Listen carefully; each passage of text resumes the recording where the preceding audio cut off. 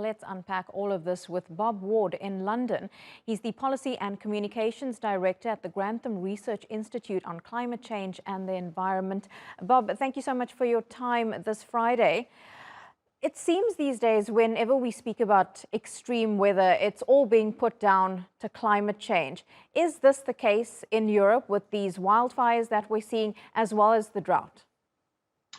Well, the conditions for wildfire require lots of different things to come together. But let's be clear that the increased frequency and intensity of heat waves that we've been seeing, not just in Europe, but around the world, can only be explained by climate change. The drought conditions that Europe has been experiencing, it's a little less clear what the link is to climate change. The models of the climate suggest that you would certainly expect to see it in the Eastern Mediterranean, but it's less clear that that would be what you would expect in the Western Europe. Now, it's not clear whether we've just been unlucky this year or whether this is an unanticipated consequence of climate change. We should remember that we've altered the atmosphere by putting greenhouse gases into it in a way that means that it's what it was more than 1 million years ago. So we don't really have experience of the climate that this is creating, and we're going to get lots of nasty shocks in the way. That combination of extreme drought and the high temperatures are exactly the conditions in which, once a wildfire gets going, there's a lot of dead vegetation or a lot of dry vegetation which it can move through. Bob, do you believe right now that there is political will to actually implement the climate change policies that so many environmentalists and the UN have been calling for, given Europe is facing possible gas shortages in the next few months during winter because of the conflict in Ukraine? Well, again, the impacts of climate change are going to increase until the world gets to net zero emissions of greenhouse gases, right? So what we're seeing now will carry on getting worse. Not going to stay the same as it is now. It's going to get worse until we get to net zero. The earliest date that the world is discussing for that is 2050, which means another 3 decades of things getting worse, all this damage and destruction.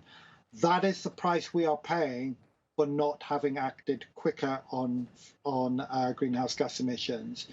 If we want to then avoid in the second half of this century facing truly catastrophic impacts, we need to be much stronger on reducing emissions. There are countries agreed in Glasgow last November at the last UN Climate Summit to come forward with stronger ambition for reducing emissions ahead of the next summit in Egypt. We haven't yet seen it. So at the moment, we are paying the price for our delay and inaction, and this is not the cheaper alternative. And for years now, we've been seeing the impact of climate change in various parts of the world, Southeast Asia, East Africa, also going through a terrible drought. And forgive me if I sound cynical here, but now that we're seeing regular fires and now drought on one of the world's richest continents, is more going to be done to try and protect the environment?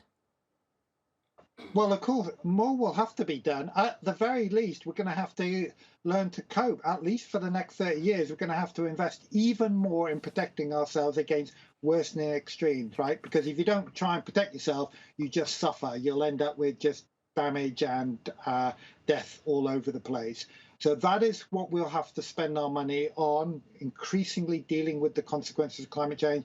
But we also need to reduce greenhouse gas emissions. That means that in the second half of the century, we don't face truly catastrophic consequences where it will be very difficult for us to adapt. There is the possibility that large parts of Europe and the rest of the world will start to become essentially unlivable because the threat of extreme weather becomes too extreme and the consequences for lives and livelihoods too risky. Bob Ward, I really appreciate you speaking to us and your insight there. Thank you so much.